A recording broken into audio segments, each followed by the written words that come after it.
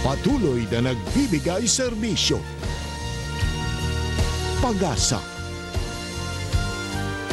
at saya. GMA Regional TV. Kapuso ng bawat Pilipino.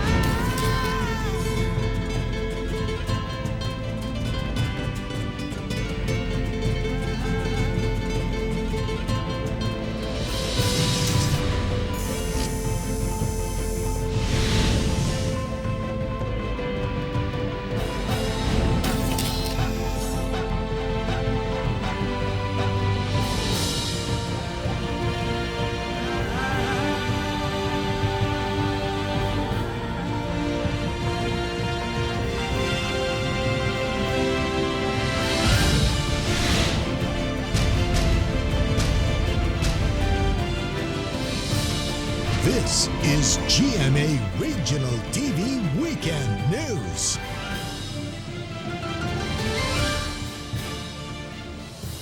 Good afternoon. This is your GMA Regional TV Weekend News, the biggest, the latest, as local news matters. Teco Campo. Sara Hilomen Velasco. Real Soroche broadcasting live from GMA DAVAO Complex in Davao City. We'd like to welcome our Kapuso viewers from Luzon, Visayas, and Mindanao, as well as our kababayans all over the world, watching us through GMA Pinoy TV and GMA News TV International.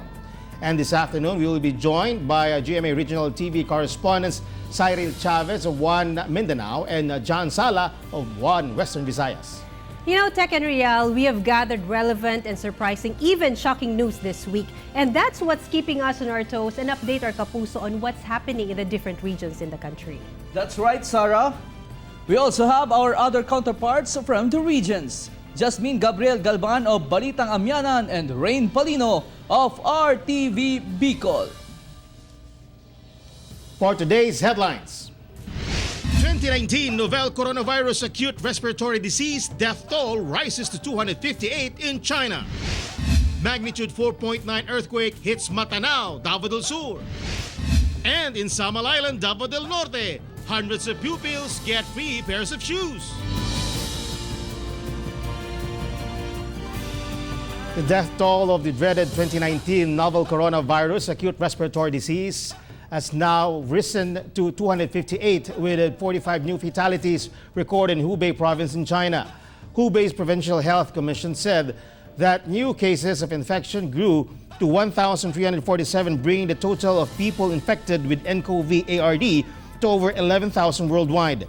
The World Health Organization has now considered the outbreak to be a global emergency, with cases in over 20 countries, including the Philippines. The Department of Health revealed at least 31 patients under investigation, or PUIs, were recorded in the different parts of the country. 19 in Metro Manila, 4 in Central Visayas, 4 in Western Visayas, 1 each in Mimaropa, Eastern Visayas, Northern Mindanao, and Davao. On Thursday, the Department of Health confirmed the Philippines' first case of nCoV-ARD through a 38-year-old woman from Wuhan, China, who arrived in the Philippines from Hong Kong last January 21. She is confined at San Lazaro Hospital in Manila and is now in stable condition. Various preventive measures were implemented by local authorities to ensure that the 2019 novel coronavirus acute respiratory disease does not spread all over the regions. John De Esteban has the details. At little past 12 noon on January 29, a flight carrying 79 passengers from Xinjiang, China, arrived at the Davao International Airport. All passengers went through thermal screening to monitor their body temperatures. If the scanner detects a body temperature of 36.5 degrees Celsius, the person will undergo physical exam.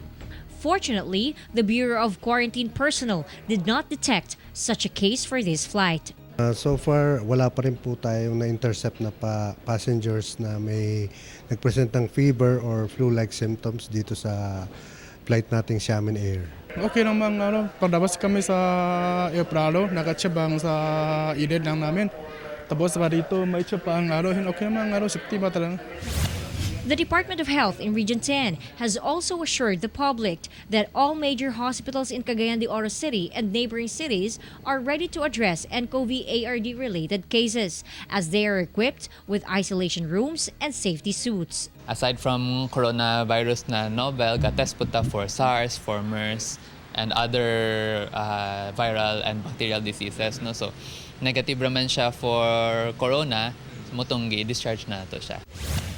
Meanwhile, Island Garden City of SAMAL Mayor David Uy issued an executive order temporarily suspending the entry of all group tours composing of foreign nationals and tourists coming from areas affected by the nCoV-ARD. I hope na makasabot ang ubang tao, lalo na ang mga stakeholders, ang among mga group tour partners, masabtan nila na siya nga move ni Mayor para man na sa kaayuhan sa kadaghanan.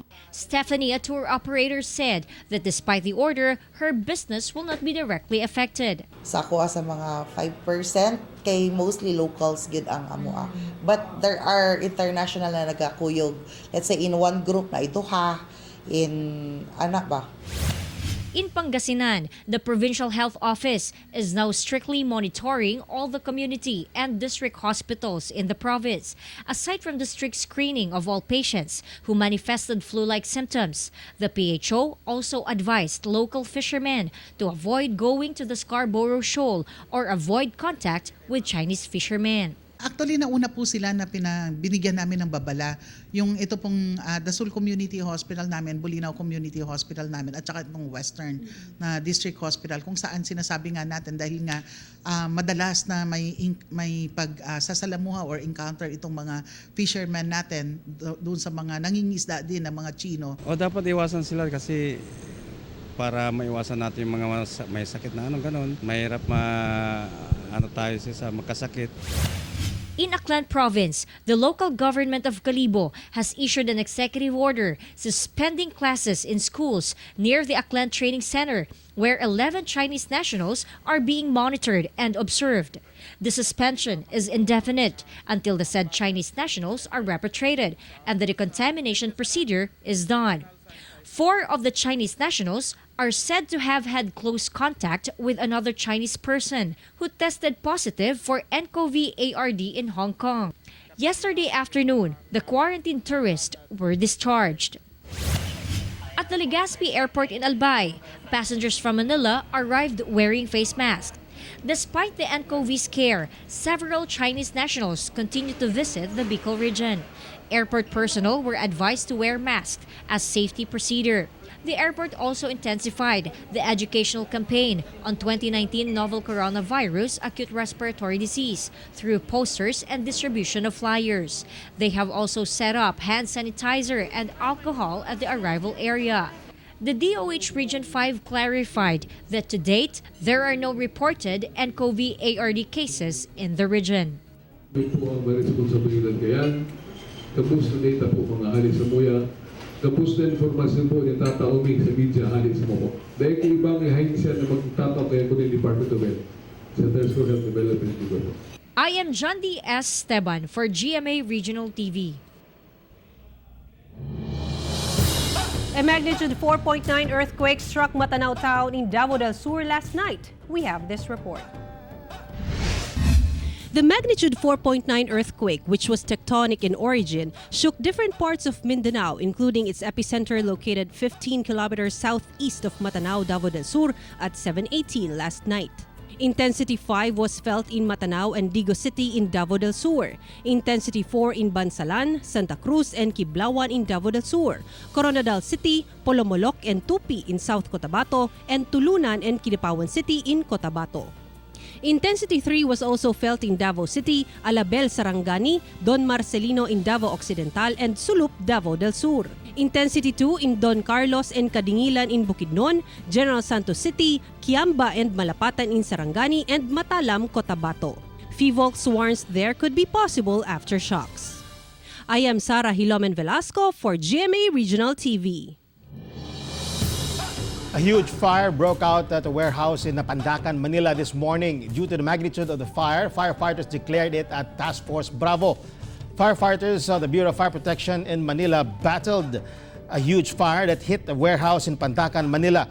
The fire reached Task Force Bravo at past 11 this morning. Pictures from the Manila Disaster Risk Reduction Management Office shows a portion of a construction of Skyway 3 had collapsed. There were no reported casualties of the fire. Firefighters declared the fire under control at 1:53 this afternoon. The BFP is still investigating the cause of the fire and its extent of damage.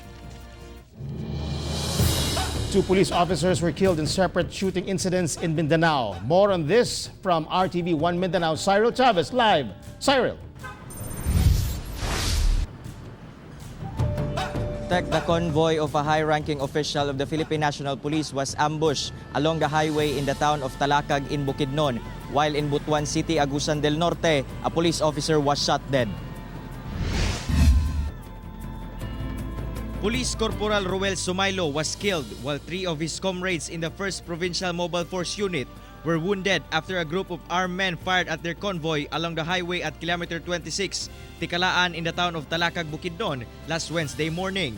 The police unit was escorting Police Brigadier General Joselito Salido, the PNP Directorate for Integrated Police Operation, who was on the official trip in the province. Luckily, the high-ranking official was not harmed in the ambush. Galing sila ng Cagayan kaninang madaling araw, around 4:30.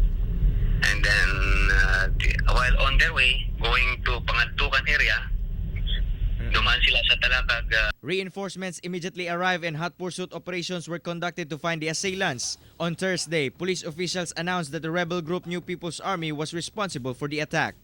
Nagpadala pa ako ng reinforcement doon para ma-retreat natin o ma-extricate natin yung mga personnel natin. Meanwhile, in Butuan City, Master Sergeant Julito Mariano Ano of the Police Regional Office 13 Support Group was shot dead while riding his motorcycle.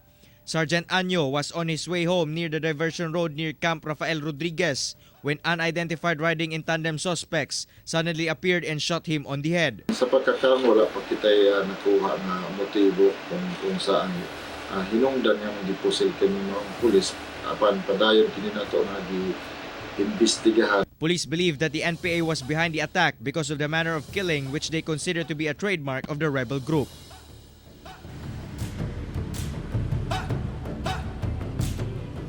Despite the recent NPA-related attacks, the Philippine National Police, together with the Armed Forces of the Philippines, assured the public that tightened security measures will be implemented in Mindanao to address its insurgency problems. Thank you, Cyril Chavez. In Tayog, Pangasinan, a teacher was killed and robbed, allegedly by his former student who is a minor. Russell Simorio has this report. In Tayog, Pangasinan, a 29-year-old teacher Arnaldo Tabucol was hacked and killed allegedly by his former student and a companion. According to police authorities, robbery is the motive for the killing. Nakikita natin is robbery kasi pati yung motor ng biktima at saka yung mga gamit niya nawala. Police arrested a grade 10 student in a follow-up operation. The suspect will be transferred to the custody of the Department of Social Welfare and Development Office since he is still a minor. Depende kung naglabas na ang court ng order, tsaka po namin mahahawakan yung bata. Ito-turn over po kasi yung bata sa amin lalo na minor pa siya.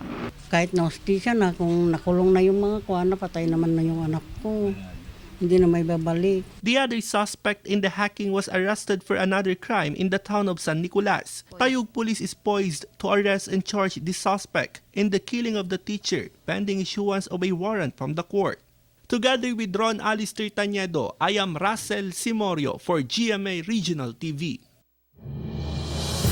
Police Regional Office 6 is reminding policemen to value physical fitness after more than 5,000 police officers in the region were found to be overweight. The chief of the Philippine National Police says overweight cops can still apply for promotion, but with conditions. John Sala of 1 Western Visayas tells us more live. John.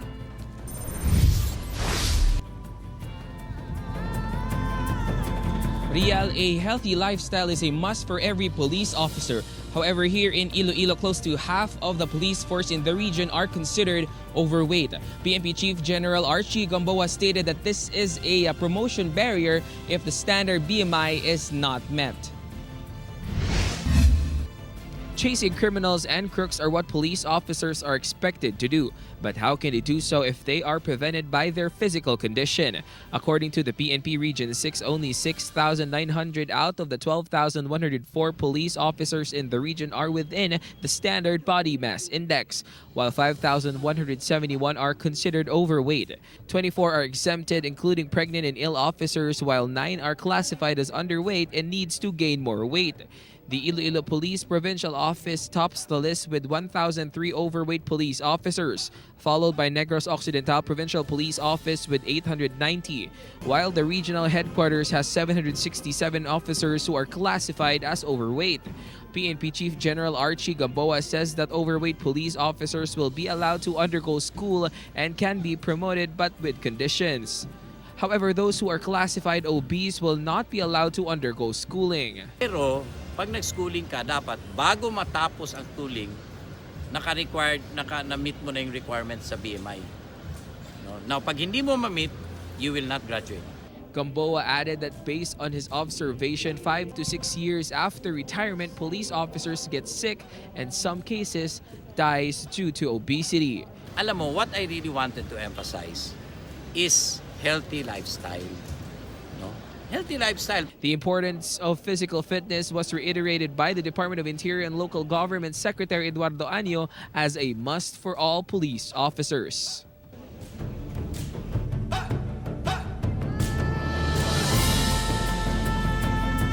The PNP chief reiterated that this is not just a concern of the police officers in Region 6.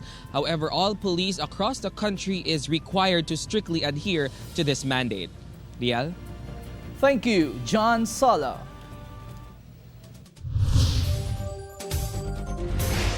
Good afternoon. Today, February 1, 2020, and this is our latest weather update.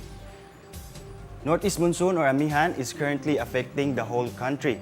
Therefore, in the next 24 hours, Cordillera Administrative Region, Cagayan Valley, Aurora, Quezon, Bicol Region, and Eastern Visayas will experience cloudy skies with isolated light rains due to amihan or northeast monsoon, while the rest of the country will experience generally fair weather with chances of isolated light rains also due to amihan.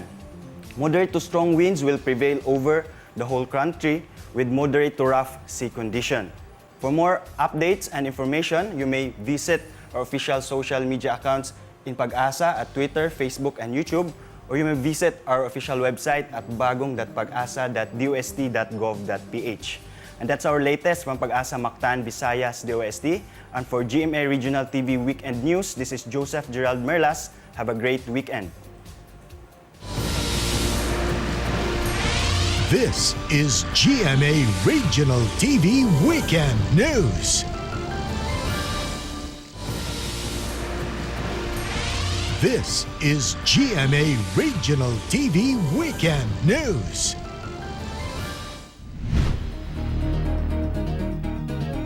The Philippines has confirmed its first case of the 2019 novel coronavirus acute respiratory disease. Authorities say the 38-year-old Chinese national who tested positive for the nCoV-ARD did not roam around Cebu. Dumaguete authorities, on the other hand, traced the areas visited by the patient. RTV Balitang Bisdak's Alan Domingo for the report live. Alan.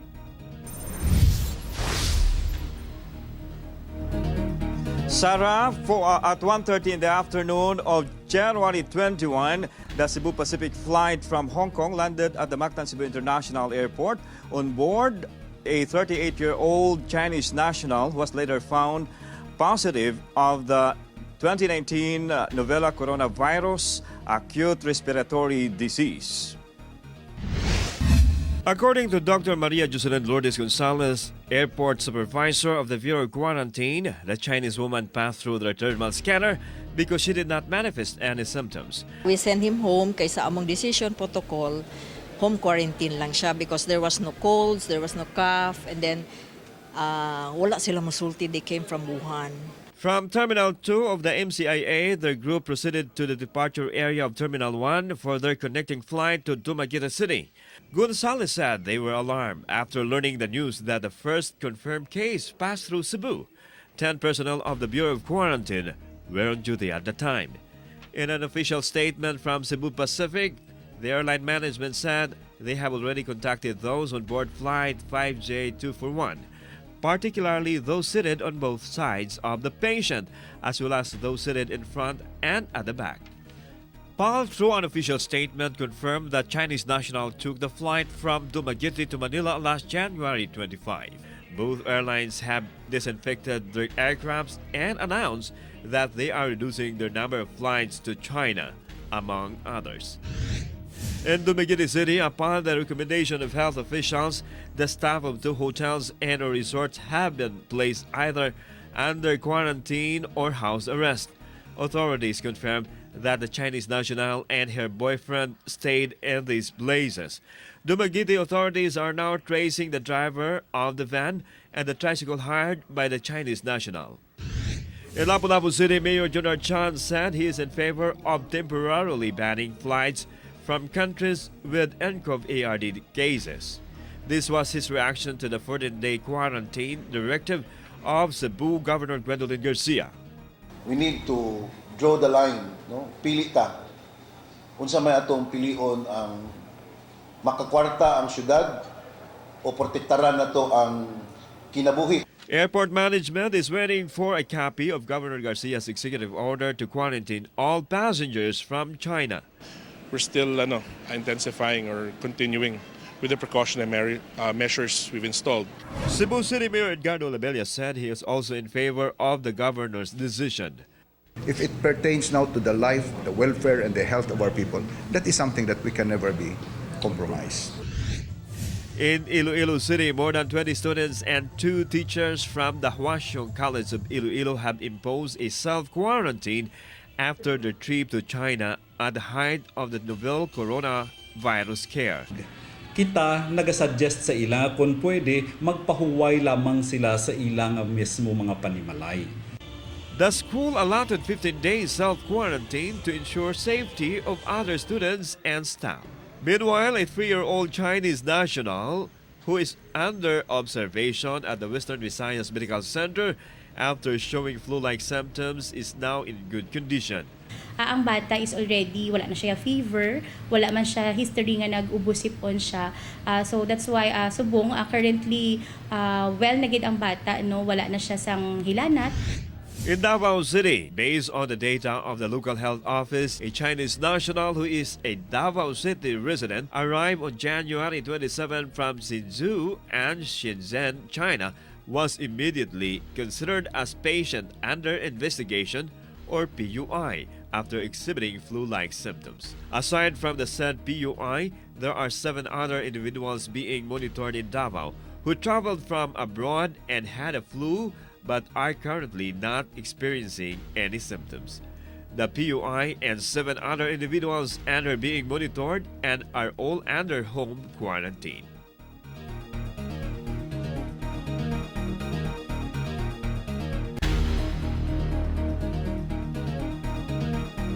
Sarah, LGU, and health frontliners are closely working to ensure that the coronavirus acute respiratory disease will be contained. Sarah? Okay, thank you, Alan Domingo. Tension rose at the UCCP Haran compound in Davao City as indigenous people or Lumads from Davao del Norte trooped to the compound attempt to fetch the relatives who have been seeking refuge at Haran for years now. Here's Sheila Vergara Rubio for the details.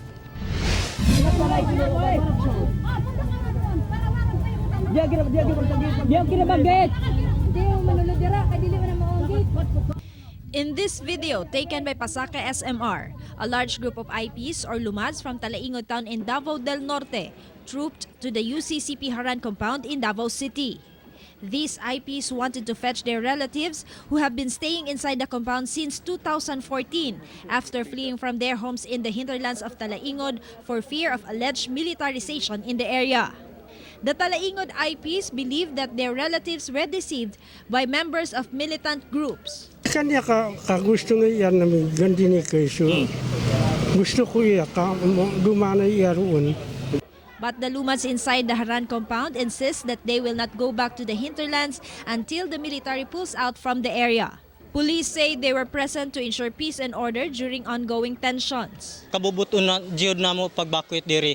Gani pipila na kabisis ang pagbakwit namo diri tungod sa pagpadayon ang pagpangatake kanamo dito sa kabukiran. Sa amo ang simbahan makahila ko sa ilang gihimo. Tungod kay wala sila respeto sa among simbahan.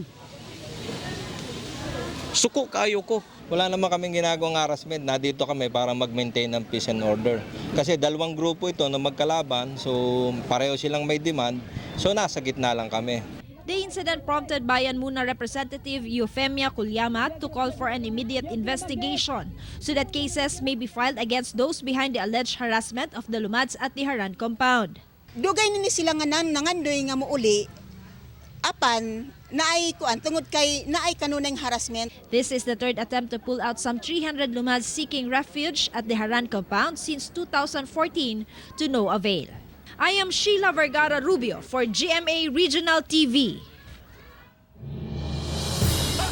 More swines in Pangasinan need to be culled due to African swine fever. We have the details from Jasmine Gabriel Galban of RTV Balitang Amianan. Jasmine.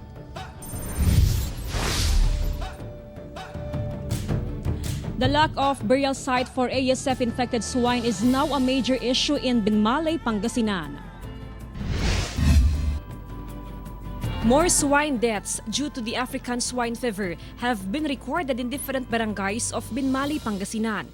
The Department of Agriculture Region 1 and the Office of the Pangasinan Provincial Veterinarian are still conducting blood collection of swine in barangays of San Isidro Norte, Caloocan Sur, Caloocan Norte, and Calit.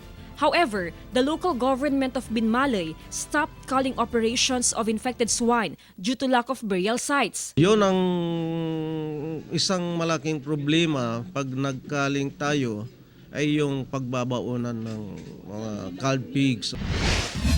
Meanwhile, the municipal government of Malasiqui declared a state of calamity due to the massive effect of African swine fever. More than 900 pigs from affected barangays were culled according to the Municipal Agriculture Office. In Barangay Apaya, where the first positive case of ASF was confirmed, affected hog raisers are appealing for financial assistance. The local government allocated 2 million pesos from its calamity fund to assist affected backyard hog raisers and to support the expenses in culling operations.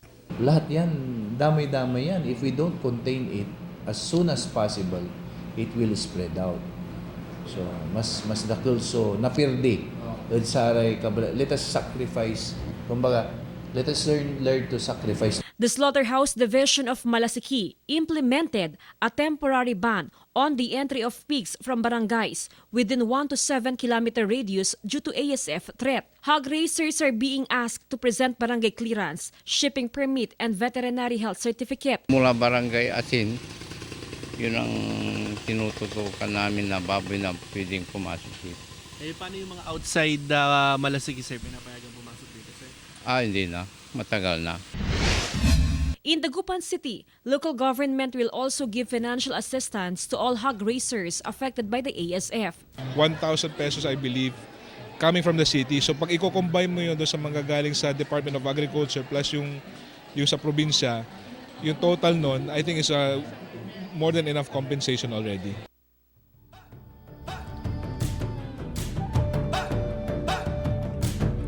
Tech local government units affected by the ASF appeal to the traders to obey the lockdown and the Protocol 1710 to contain the possible spread of the virus. Tech?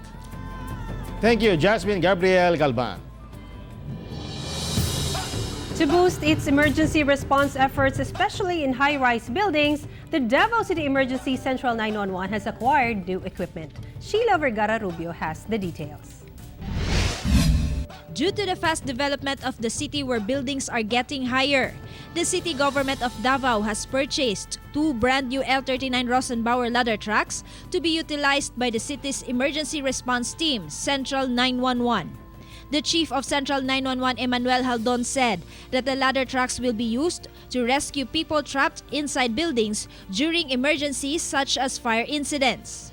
Rosenbauer is a well-known Austrian manufacturer in the fire truck and ladder industry. I think we noticed that we have several high-rise building cropping up left and right sa Davao City. No? Nagadagko na siya. And we see the increase of vertical expansion. So matataas na ang atong mga taas-taas na ang atong mga buildings. Well, Rosenbauer is a very famous Austrian company, and we are very proud to have a company that combines innovation with technology and has been doing that for many, many years. And so they are one of the market leaders worldwide when it comes to safety and security with their fire trucks. And we are very happy to provide this ladder fire truck to the city of Davao. The purchase of the ladder trucks was made after the huge fire that hit a big mall in 2017. The ladder trucks are equipped to reach up to the 16th floor of a building. Each truck can also carry up to 4 people in case of aerial rescue operations. It has a fast extension of the ladder and quick also retraction. So this is this size of aerial ladder is really tailored fit for the kind of road conditions that Davao City has.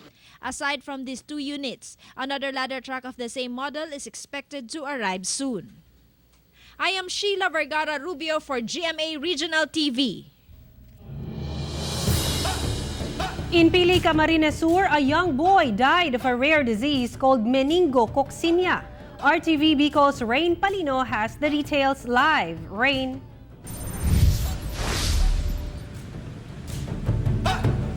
Sara, a 13-year-old boy from PILI, Camarines Sur, has died of meningococcemia. Based on the boy's mother, her son was not a sickly child. But last Saturday, the young man started coughing and was weak with small red spots on his skin. She then rushed her son to the Rural Health Unit of PILI but were referred to the Bicol Medical Center. Sa totoo talaga, abo talaga siya. Nag-abo. Tubuhan para da sa makaluwas. Mga 7:33 nagada na siya, tas pinaluwas tulo siya duman sa kwarto. Doctors told her that her son showed evident symptoms of meningococcemia. However, this can only be confirmed by lab tests to be released after 3 days. The boy died early Sunday morning. The family was advised to immediately hold the funeral as a protocol for patients with highly contagious disease.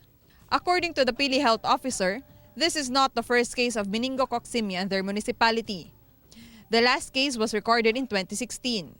After the death of the 13-year-old boy, health officials advised the family to take prophylaxis and observe home confinement.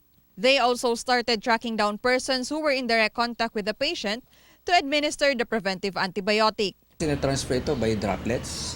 Pag inubo, bumahing, it could be infected. That's why yung close contact, siyempre po, hahawak.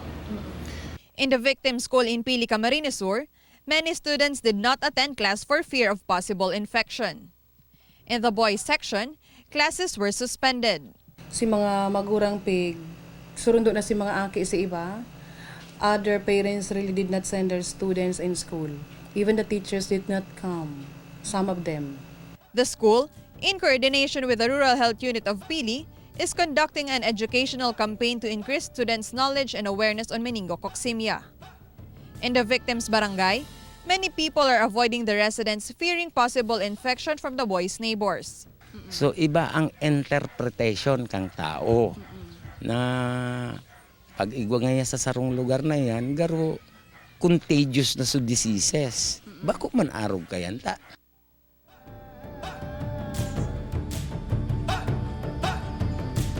Sarah, whether it be meningococcemia or the novel coronavirus, DOH reminds public to stay calm, observe proper hygiene such as hand washing and proper cough manners, as well as observe the healthy lifestyle. Sarah? Thank you, Rain Palino.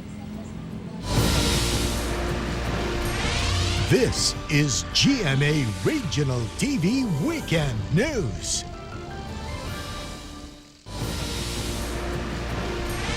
This is GMA Regional TV Weekend News. In Cebu City, the family of an 11-year-old who is in coma after being sideswiped by a taxi seeking the LTFRB's assistance to make the taxi operator help them with their medical expenses. Here's more with Nico Sereno. The family of 11-year-old Mildred Potenciano, who's still in the ICU of a private hospital, went to the office of LTFRB 7. The family wanted to pressure the taxi operator through the LTFRB to acknowledge his financial obligation. Since the child was brought to the hospital, the operator has not extended financial help.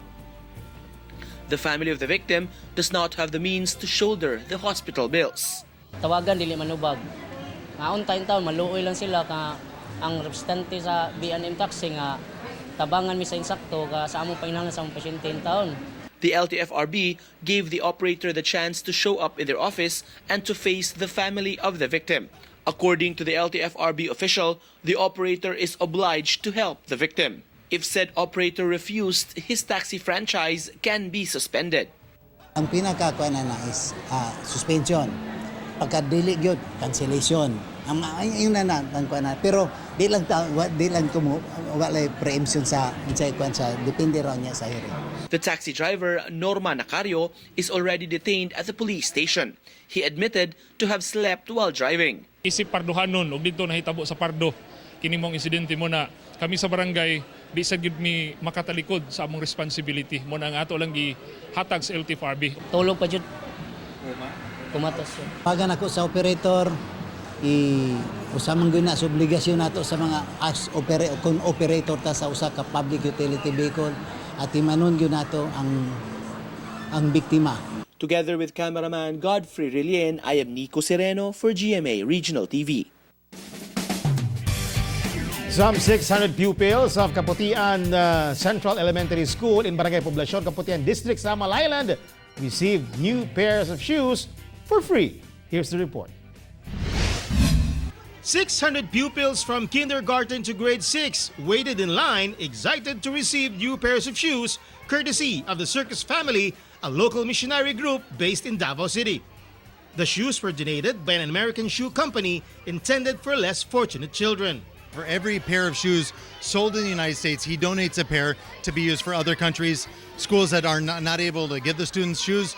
So, na-donate sila sa Pamilya Circus diri sa Davao City, the parent partnership sa Bone Collector Museum. So, pagdala mi sa mga lugar outside of Davao City, mga lugar na lisod sa mga bata sa mga sapatos. Each child was given the exact size of shoes.